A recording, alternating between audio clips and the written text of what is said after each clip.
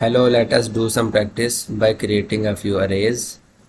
The question says using the zeros, ones and I commands create the following arrays by typing single command. Let's solve its part A. If you are not familiar with the zeros, ones and I commands, you can watch my previous video. Let's suppose the variable name is A equals to, start with square bracket, and if you notice we have an identity matrix 1001 in the start of the given matrix.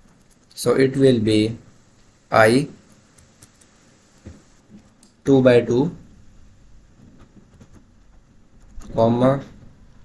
Now after the identity matrix we have 4 ones, and that can be created by using ones command. So ones 2 by 2 again, and at the end we have zeros.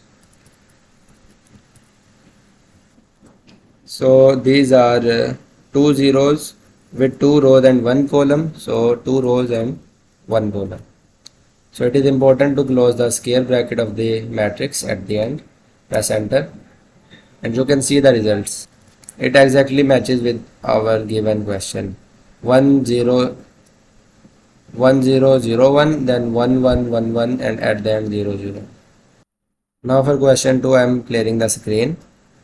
You can see your previous result by typing the name of the variable that is saved in the workspace, and when you type it, press enter, this variable is saved. In part B, the first two rows can be easily created using the ones command. Let's say this is variable B, start with square bracket, and ones, 2 rows and 4 columns we have. It is important to note that the argument of any function is enclosed in parentheses and the matrix is enclosed in square brackets as a whole. Notice that below the ones we have an identity matrix of 2 by 2 1 0 0 1. Now for that we will be using a semicolon. In the previous question we were adding the elements in a row and we were not increasing the number of rows, but here we are increasing the number of rows. That is why we are using here semicolon, because semicolon terminates the row and creates another row. So the identity matrix is I 2 by 2, and with that identity matrix there is a zeros matrix. We can give a space there or not, it will not make any difference. If we remove comma and give space, it will work as it is, but if we place a comma there and also give a space, it will also not make any difference. So 2 by 2, press enter, and you can see that the result exactly matches with the given question. Ones in the first 2 rows, then here is identity matrix, and the end we have 4 zeros. You can see that a variable B or a matrix B has been created in the workspace. If you double click here, it will open up the matrix in this cells format. Now here you can easily modify or change the entries of that matrix if you want to. For example, I want to change it to 6. I will type 6 here, and here I want 7. It will be 7. So whenever you need to edit your matrix, you can open it in this array or cells window by typing on the variable, by double clicking on the variable in the workspace and making the changes. Just close it and the changes will be saved. Let's recall the matrix B, and you can see that the changes we made can be seen here, 6 and 7. The previous matrix B has been edited. It's this element 1 has been changed from 1 to 6, and this 0 has been changed from 0 to 7.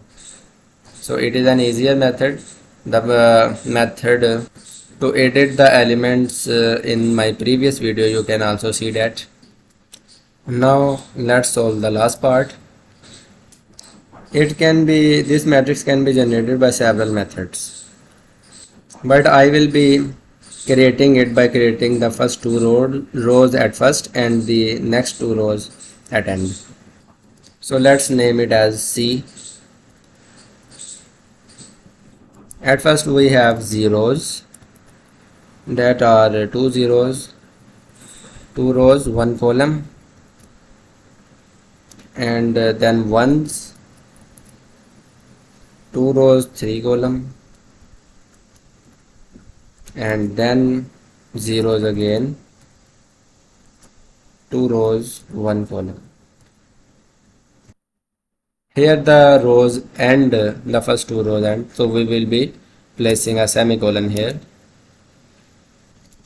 Then we have zeros, two rows and four columns, and at last we have ones,